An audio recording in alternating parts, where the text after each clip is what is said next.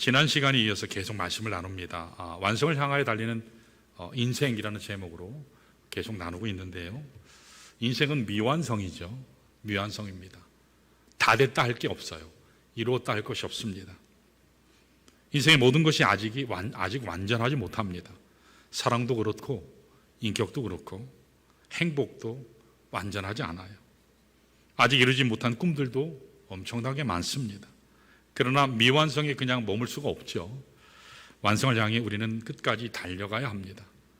이 미완성에서 완성으로 가려면 뭐가 필요할까? 우리가 지난 시간에 두 가지를 살폈죠. 자, 그래서 본문 말씀에 가나안 땅 분배에 관한 내용이 오늘 본문이라고 말씀을 드렸고요. 1절에 의하면 여호수아가 나이가 너무 많아서 한 100살쯤 됐을 거라고 이렇게 추정한다고 말씀드렸죠. 그런데 아직 땅을 정복한 게 많다라고 말씀합니다. 이상하다. 분명히 가나안 땅 전쟁이 끝났다 그랬는데 끝났어요. 그러나 아직 남은 땅이 있습니다. 가나안의 중요한 거점들은 다 정복했지만 그러나 아직 실제로 곳곳에 이방 족속들이 남아 있었다, 그런 뜻이에요. 그래서 그때 하나님은 그 땅을 각 지파에게 분배하셔서 기업으로 나눠주라. 그게 6절의 말씀이라 그랬죠. 그래서 1절의 말씀은 계승의 원리를 우리가 잘 알아야 되고 6절의 말씀을 통해서는 분담의 원리를 알아야 된다, 그렇게 말씀을 나눴어요. 자, 그러면 12지파에 대한 세 가지 모습을 얘기했죠. 자, 첫 번째는 뭐라 그랬죠? 혈통적인 12지파가 있고, 또 두 번째는 종교적인 12지파가 있고, 세 번째는 마지막 시대 유대인을 향한 복음을 전하기 위해 하나님께서 준비하신 12지파가 있다, 그렇게 말씀을 드렸어요. 자, 그러면서 오늘은 세 번째로 자, 어떻게 하면 완성을 향해서 계속 우리가 달려갈 수 있을까? 우리 따라할까요? 첫 번째는 계승해야 한다 얘기했고, 두 번째는 분담해야 된다 했고, 세 번째는 따라합니다. 힘이 있어야 한다. 이 파워가 있어야 되거든요. 여러분, 힘이 어디에서 나오는가? 이게 동력에 대한 거거든요. 무빙 파워, 동력에 대한 것인데, 이것을 알아야지 우리가 하나님 나라 사명을 이룰 수가 있는 것입니다. 여러분, 하나님의 나라는 거기 가서 이루나요? 아니요, 여기서부터예요. 여기에서 이루고 가는 거예요. 여기에서 이루지 못하면 거기서도 못하죠. 그때 가서 잘할게요. 아니요, 소용없어요. 여기서부터 잘하셔야 돼요. 그리고 now and here, 그것만 있는 것이 아니라 그때 거기서도 잘해야 되지만 지금 여기에서도 우리가 잘 준비돼야 하는 것이, 그게 하나님의 뜻이고 하나님 나라를 이루어가는 첫걸음입니다. 여러분, 완성의 나라를 향한 여정은 하루아침에 절대로 끝나지 않죠. 매일매일 계속 달려가야 하는 삶입니다. 그러려면 우리를 계속 달려가게 하려면 힘이 필요하거든요. 힘이요. 믿는 자들에게 있어서 힘이라고 하는 것은 물질이 아니죠. 믿는 자에게 있어 힘이라고 하는 것은요, 하나님의 은혜거든요. 자, 예를 들어서 여러분, 풍차가 돌아가게 하려면 뭐가 필요하죠? 바람의 힘이 필요하잖아요. 바람의 힘이요. 여러분, 물레방아가 돌아가게 하려면 뭐가 필요할까요? 이 물의 힘이 필요해요. 증기기관차가 가려면 뭐가 필요할까요? 증기가 필요한데 그 증기를 일으키는 게 화력이죠. 석탄 열심히 떼야 되잖아요. 그래서 옛날에는 석탄으로 떼다가 요즘은 가스로 떼고, 또는 전기의 힘, 심지어는 이 뉴클리어 파워, 그러니까 원자력으로 돌리죠. 그래서 엄청난 동력이 작용해야 움직일 수 있어요. 자, 그렇다면 하나님 나라를 움직이는 동력은 어디에서 나올까요? 하나님 나라를 움직이는 동력, 오늘 본문에 의하면 그것은 어디에서 나올까요? 한마디로 요약하면 따라할까요? 성막에서 나온다. 이게 타버나클이거든요. 성막은 모두가 처음부터 끝까지 예수 그리스도를 설명해요. 처음부터 끝까지 예수 그리스도를 설명해요. 그래서 창조사역에 대해서는 하나님이 몇 장 설명 안 하셨는데, 이 성막에 대해서는 출애굽기에 상당히 많은 반 가까이에 있는 말씀을 할애할 정도로 성막을 굉장히 중요시 여기셨어요. 하나님의 임재에서 하나님 나라 동력이 나오는 거예요. 성막이 하나님의 임재를 상징하잖아요. 자, 우리 14절을 한번 보시면 12지파에게 기업을 분배하시는데 유독 한 지파에게만은 기업을 나눠주지 않았어요. 어느 지파였죠? 레위지파예요. 레위지파. 자, 우리 다 같이 14절 한번 읽어봅니다. 14절 시작. 오직 레위지파에게는 여호수아가 기업으로 준 것이 없었으니 이는 그에게 말씀하신 것과 같이 이스라엘의 하나님 여호와께 드리는 화제물이 그들의 기업이 되었음이더라 그랬습니다. 자, 여기서 그에게 말씀하신 것과 같이라는 말씀은 집에 가셔서 확인하세요. 민수기 18장 20절 이하에 쭉 나와 있어요. 거기 있는 말씀을 의미하는 거예요. 자, 거기에 보시면 어떻게 이스라엘이 레위 지파를 섬길 것인가? 하나님께 받은 것이 없으니까, 기업이 없으니까 어떻게 나머지 11지파가 이 레위 지파를 섬길 것인가에 대해서 구체적으로 잘 나와 있어요. 오늘 본문에서 화제물이 불로 태워서 하나님께 드리는 제사물이거든요. 이 화제물이 그들의 기업이 되었다 그랬죠. 화제물, 지금 말씀드린 것처럼 불로 태워서 드리는 모든 제사물이에요. 다시 말씀드려서 제사 드릴 때 사용했던 모든 고기는 누구의 몫이라고요? 레위 지파의 몫이라고 하나님의 말씀에서 이야기했어요. 자, 그런데 레위 지파가 고기만 먹고 살 수 있나요? 그렇게 살 수 없죠. 그래서 하나님께서 레위 지파가 생존할 수 있도록 각 지파에게 11조를 내게 했어요. 그것을 모아서 레위 지파에게 준 것입니다. 그래서 기업을 받은 여러 지파가 낸 11조를 가지고 레위 지파와 제사장들이 생활하게 했어요. 자, 이것이 오늘날까지도 사실 사역자들이 성도들이 드리는 헌금 그것을 통해서 살해받는 이유의 근거가 바로 여기에 있는 거예요. 자, 이와 같이 하나님께서는 레위 지파는 성전에서 드리는 제물도 먹게 하고 11조를 통해서 생활하게도 하셨습니다. 자, 그런데 사실 이거보다도 더 중요한 약속이, 레위 지파를 향한 약속이 하나 더 있었어요. 그게 본문 33절에 나와요. 우리 같이 한번 읽어볼까요? 33절. 자, 시작. 오직 레위 지파에게는 모세가 기업을 주지 아니하였으니 이는 그들에게 말씀하신 것과 같이 이스라엘의 하나님 여호와께서 그들의 기업이 되심이었더라. 이렇게 말씀하셨어요. 기업이 뭐라고요? 레위 지파에게는요? 하나님이에요. 하나님이 레위 지파의 기업이 되겠다. 이렇게 말씀하셨어요. 여러분, 아무리 큰 땅을 가지고 아무리 좋은 땅을 차지한다 해도 하나님 자신보다 더 귀할까요? 그렇지 못하죠. 하나님이면 끝나잖아요. 하나님이 우리의 기업이 되신다. 하나님이 기업이 되신다. 이건 엄청난 거죠. 오늘 우리 믿는 자들에게 하나님이 기업이 되신다라는 사실이에요. 그래서 우리는 염려할 것이 없다라는 겁니다. 자, 그래서 하나님께서는 레위 지파에게는 굉장히 소중한 복을 많이 안겨주셨어요. 자, 그런데 여기 한 가지를 더 주셨어요. 그게 뭐냐면 레위 지파 사람들에게는 군대 의무를 면제시켜줬어요. 군대 의무. 저기 진범 형제가 앉아 있는데, 와, 레위 지파가 군대 면제돼? 여러분, 민수기 1장 49절 한번 볼까요? 거기 보면 이렇게 기록해요. 우리 한번 읽습니다. 시작. 너는 레위 지파만은 계수하지 말며 그들을 이스라엘 자손 계수 중에 넣지 말고. 여러분, 이스라엘이 각 지파마다 계수를 했거든요. 그런데 여기 말씀에서 보면 20세 이상의 남자들의 숫자를 셀 때에 레위 지파는 빼라 그랬어요. 왜요? 그들은 군대 편입이 안 되니까 빼라 했습니다. 만일 지금 한국에서 이렇게 됐다면, 목사는, 전도사는 군대 안 간다, 면제된다, 그럼 어떻게 될까요? BTS도 특혜라고 그러고 난리 나는, 그게 우리 지금 성향인데 난리 날 거예요. 특혜 논란으로 굉장히 시끄러울 겁니다. 자, 이와 같이 하나님께서는 레위 지파에게 많은 조치를 취해 주셨어요. 이 조치를 통해서 하나님께서는 원하시는 것이 딱 한 가지, 이 모든 것을 주시면서 화제물을 주시고 11조를 11지파를 통해서 생활하게 하시고 또 군대 면제하시고 무엇보다도 하나님 자신이 기업이 되게 하셨는데, 이 모든 것을 허락하시면서 하나님이 원하시는 건 딱 한 가지예요. 그게 뭘까요? 성막을 잘 섬기는 거예요. 성막을 섬기는 일에 전심을 다하게 하는 거예요. 모든 역량을 쏟아내고 집중해서 오직 성막을 섬기는 일에 모든 것을 쏟아부어라. 그래서 하나님께서 이렇게 레위 지파만은 특별하게 다뤄주신 겁니다. 그래서 성막을 세우는 것, 레위 지파가 있어요. 성막을 해체하는 것, 레위 지파가 있어요. 성막의 모든 기구와 물건을 이동하고 운반하는 것도 레위 지파만 하게 있어요. 아무나 하면 안 돼요. 그래서 성막에서 행해지는 모든 일들을 레위 지파가 책임을 졌습니다. 얼핏 보면 전쟁에서 면제되니까 와 대단하다 그럴 것 같죠. 아니요, 엄청나게 많은 일들이 있어요.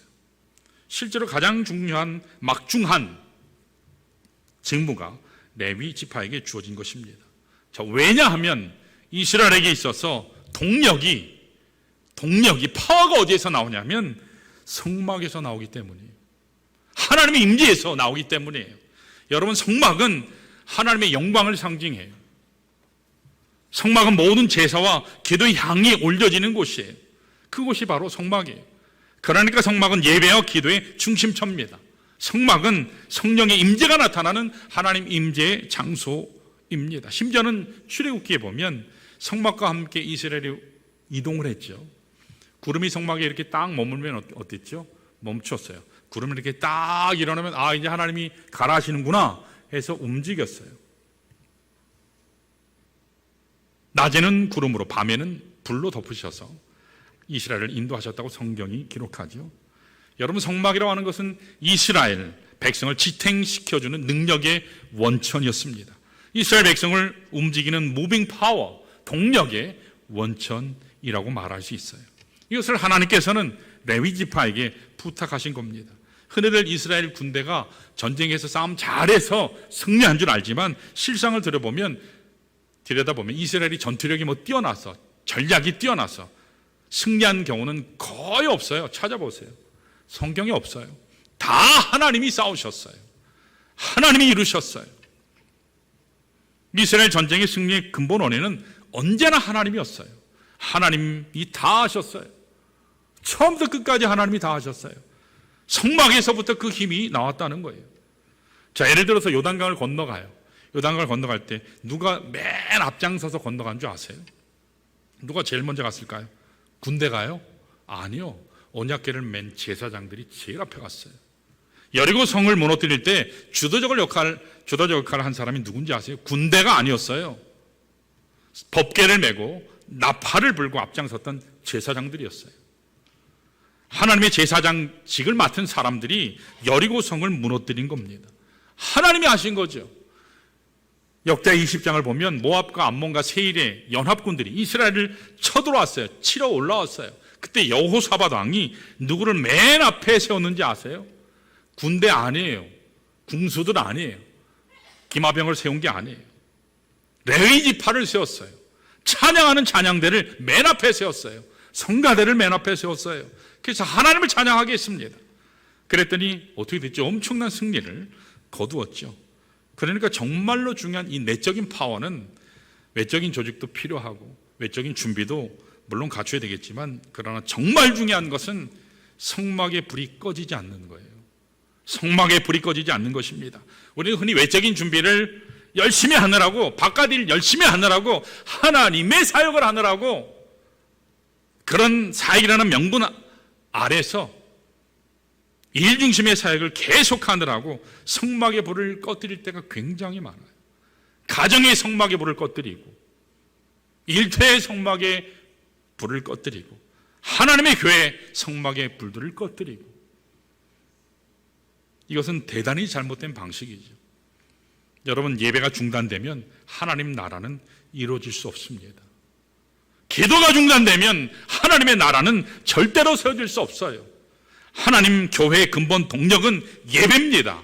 기도입니다. 여기에서 시작돼요. 이것이 무너지면 여러분 다 무너지는 겁니다.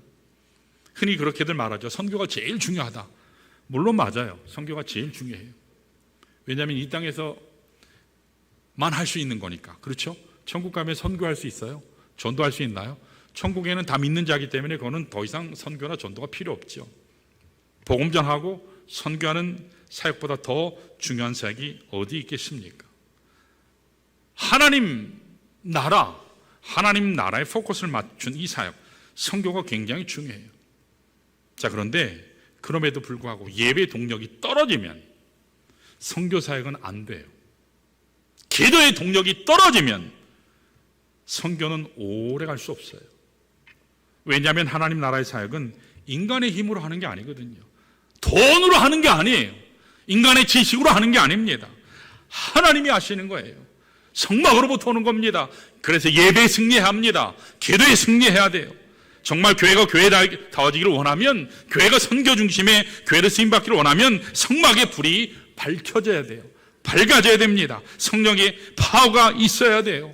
예배가 터져야 되고 찬양이 터져야 됩니다. 성령 안에서 기도하고 성령 안에서 함께 기도의 불을 붙일 때 하나님이 일하기 시작합니다. 하나님이 일하시는 교회는 여러분 번성합니다. 하나님이 일하시는 교회는 지혜의 능력이 일어납니다. 변화돼요. 문제들이 해결됩니다. 악한 영이 떠나가게 됩니다. 염려가 떠나가요. 갈등이 사라지게 되는 것입니다. 하나님이 일하셔야지 하나님 나라가 진행되는 겁니다. 그래서 주일 아침 중보 기도 사역이 굉장히 중요한 거예요.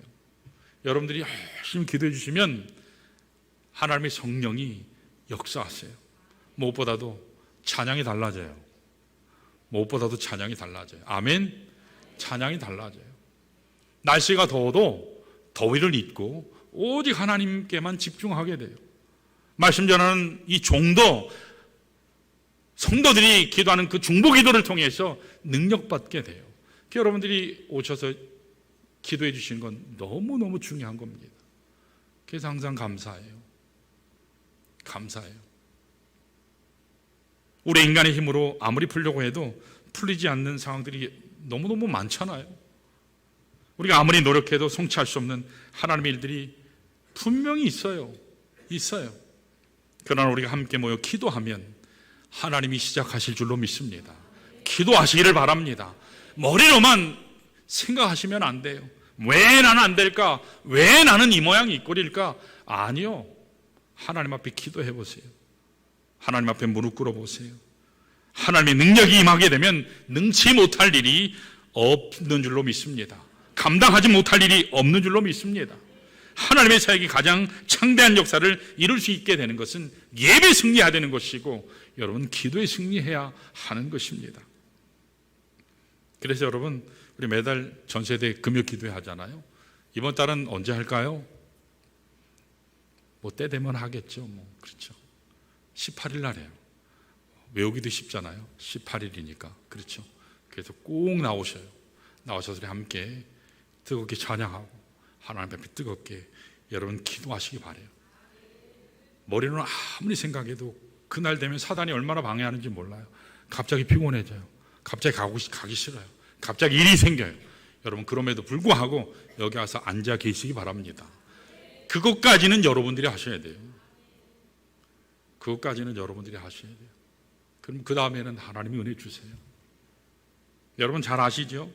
코로나19가 터졌을 때 세계 각국 정부, 특별히 한국 정부에서 제일 먼저 취한 액션이 뭔지 아세요? 그때는 몰랐어요. 다 예배를 못하게 하는 거였어요. 그렇죠. 공무원이 하나님의 교회 저 어디에 와서 앉아 있었어요. 저희 교회도 와서 앉아 있었어요.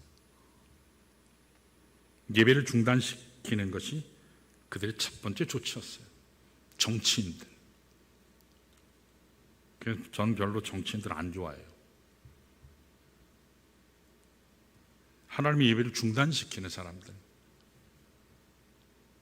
여러분 지난 3년에 걸쳐서 예배가 중단이 되고 기도가 중단되었죠.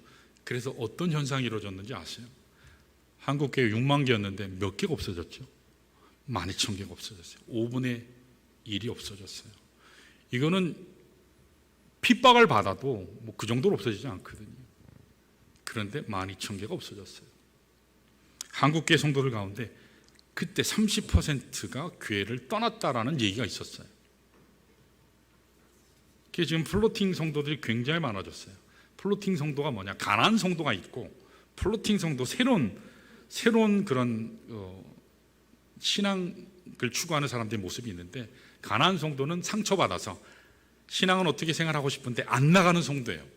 교회를 안 나가요. 정하지 않고. 근데 플로팅 성도는 교회를 안 나가진 않아요. 이 교회 저 교회 계속 흘러다니면서 내가 원하는 것만 쇼핑하러 다니는 거예요. 그런 성도들이 7, 80만 명, 100만 명까지 갔다라고 하는 선교 보고가 있어요. 목회신학에서 그렇게 나와요. 그래서 와, 이단에다가 가난한 성도에다 플로팅 성도 합치면 여러분 실제로 1000만이라 하는데 1000만 택도 없어요. 500만도 안 돼요. 크리스천들이요. 계산해보면. 그때 떠난 사람들 중에 대다수가 젊은 층이었어요. 20대, 30대, 40대. 여러분, 이게 우연일까요? 여러분, 사탄은요 정확하게 알아요. 하나님의 교회, 예수 그리스도의 피 묻은 손으로 세워진 이 교회를 어디를 치면 깨질지. 예배를 중단시키면 교회는 그냥 무너져요.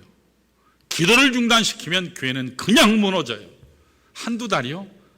뭐 어떻게 견딜 수 있을지 몰라요. 6개월, 1년, 2년. 사탄은 어디를 치면 하나님 나라가 무너지는지 너무너무 잘 알아요. 그게 바로 예배예요. 예배에 모이지 아니하고 기도에 모이지 아니하면 하나님 나라는 진행될 수가 없어요.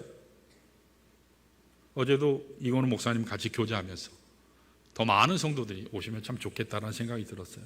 우리 학생부에서도 그냥 뭐 밤새고 와가지고 자는 아이들도 있었지만 그날 그 중에서도 열심히 듣는 아이들이 있어서 참 제가 감사했어요. 안 오신 분들은 굉장히 손해가 많아요. 우리 참여하신 분들은 좋았을 거예요. 어떻게 실제적으로 이 교과 과정에 진화론이 들어가서 어떻게 우리 아이들을 망치고 있는지 그런 구체적인 예를 들어서 목사님이 설명했어요. 초등학교 교과 책, 고등학교 책, 그리고 대학에서 이야기들 뭐 굉장히 많이 준비를 했더라고요. 근데 제천에는 인구가 14만 명밖에 없는데 애들이 없대요. 거기는요, 한 200여 평의 잔디가 있어요. 잔디가. 제가 친교회 가서 봤는데, 와, 완전히 전원교회네. 그랬더니, 목사님, 여기 아이들이 뛰놀라고 했는데, 애들이 없다고. 거기는 애들이 없대요. 초등학교, 중학교, 고등학교가 없어요. 와서 뛰어놀 아이들이 없는 거예요. 근데 저희 교회 와서 아이들이 막 뛰어놀고 하는 거 보면서 너무너무 부러워서, 너무너무 또 은혜돼서, 너무너무 기뻐서 그런 얘기를 하시더라고요. 여러분, 지난 7월 21일 신림역에서 칼부림 사고 났죠. 이게 묻지마, 뭐 여러 가지 이야기들이 많아요. 뭐 정신질환자다, 뭐다. 그러나 여러분, 그 모든 것은요, 이 죄의 문제예요. 죄의 문제예요. 또 그리고 얼마 안 있다가, 그러니까 7월 21일 날에 그 일이 일어났고, 얼마 있다가 또 일이 일어났잖아요. 60살 된 아내와 함께 백화점에서 식사하기 위해서 남편이 오랜만에 외식하러 가다가 갑작스런 일을 당해서 지금 돌아가셨다고 하더라고요. 너무너무 가슴 아픈 일이에요. 묻지마 범죄예요. 모방 범죄예요. 수많은 사람들이 지금 분노 조절 장애를 앓고 있어요. 각종 인격 장애, 성격 장애를 앓고 있어요. 정확하게 얘기하면 죄예요. 죄예요. 그 밑을 파고 들어가면 죄예요. 폭발 직전에 잠재적인 살인 병기들이 사방에 튀어나오고 있는 상황이죠. 정부에서 이걸 어떻게 막을까요? 절대로 막을 수 없어요. 언제 어디서 어떻게 누가 상해를 입고 죽임을 당할지, 피해자가 될지 아무도 모르는 때예요. 요새는 이렇게 콩나물 이어폰 끼고 다니는 사람들이 이제는 뒤에서 부스럭거리만 해도 놀래가지고 본 다음에요. 여러분, 군대에서 사주 경계라는 말이 있어요. 총을 들고 이렇게 살피면서 가거든요. 이건 뭐 그 사자나 뭐 짐승들이 사주 경계 먹을 거 없나 이러고 다니는 것처럼, 누가 나를 해코지 하지 않나 살피는 것처럼 그런 병이 생겼다 그러더라고요, 사람들이. 누가 언제 어디에서 어떻게 누구를 상해를 입히는 자가 될지, 살인자가 될지 모르는 때가 지금 우리가 사는 때예요. 미국에 살 때는 이 총기 있죠, 총기. 아이들이 뭐 선생님 열받는다고 선생님한테 쏘고, 장난치다가 쏘고, 총기 사고가 굉장히 많거든요. 근데 한국에 왔더니 칼부림 사건이. 여러분, 온 국민이, 우리 자리에 계신 성도들, 이 모든 상황을 보면서 뭘 느끼세요? 어쩌다 이게 됐을까? 참 잘 사는 나라가 됐는데, 외국도 불안한 나라가 됐는데 어쩌다가 이렇게 됐을까? 교육의 현장은 엄청나게 무너져 가고 있고, 하나님 섬기는 교회, 학교도 무너지고 교회도 무너져 가고, 참으로 슬픈 모습을 보게 돼요. 그러면서 한편에서는 굉장히 두려움이 있어요. 여러분, 이 모든 것을 볼 때 하나님이 우리에게 말씀하신 메시지는 하나예요. 하나님 없는 자의 삶이 이렇다라는 거예요. 여러분, 하나님께로 돌아가야 돼요. 부모된 우리들이 하나님께로 정말 돌아가야 우리 아들, 딸들이 바로 삽니다. 여러분, 우리 아들, 딸들이, 여러분들이 너무 풍요한 시대에 살아요. 우리 아이들 이 식사, 주일학교나 학생부 보면서, 야, 풍성하다. 아이들이 참 많이 남기더라고요. 어떻게 보면 미국보다도 더 풍요하게, 미국에서 이 사역하면서 같이 만찬을 해도 남기는 경우가 별로 없어요. 성도들은 다 뭐 남기잖아요. 근데 우리 아이들은 참 많이 남기더라고요. 그걸 보면서 이것부터 훈련을 시켜야 되겠구나, 그 생각이 들었어요. 너무 풍요해요.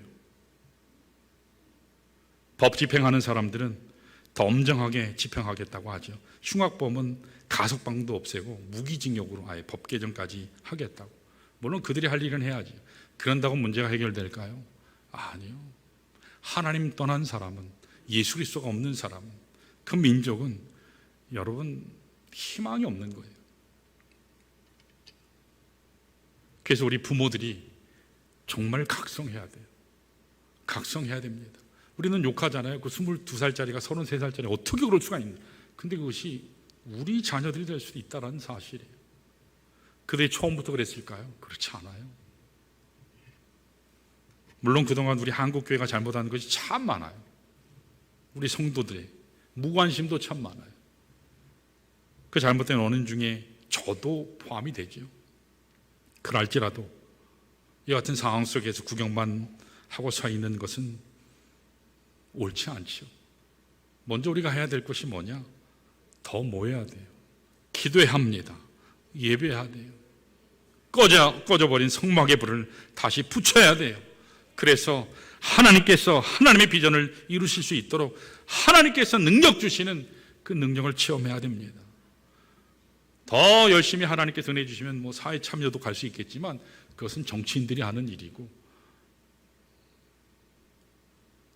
여러분 한 명도 예외 없이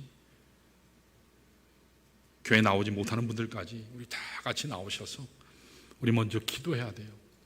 기도해야 이 난국을 벗어날 수 있습니다.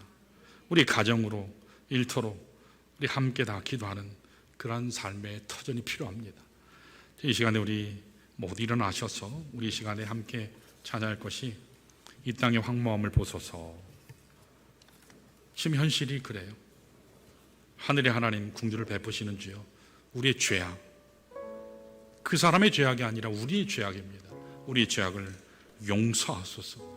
이 땅과 이 민족과 우리 가정과 방황하는 우리의 아들, 딸들, 다음 세대를 하나님 고쳐주십시오. 여러분, 이러한 하나님 앞에 절규하는 기도가 우리에게 필요해요. 그래 은혜의 강물이 다시 흐르고 성령의 바람이 다시 가득 차서 주영광이 가득한 그 하나님의 나라, 새 나라, 그날 우리가 고대하면서 우리 이 시간에 하나님 앞에 간절하게 우리 두 손 들고 찬양하겠습니다.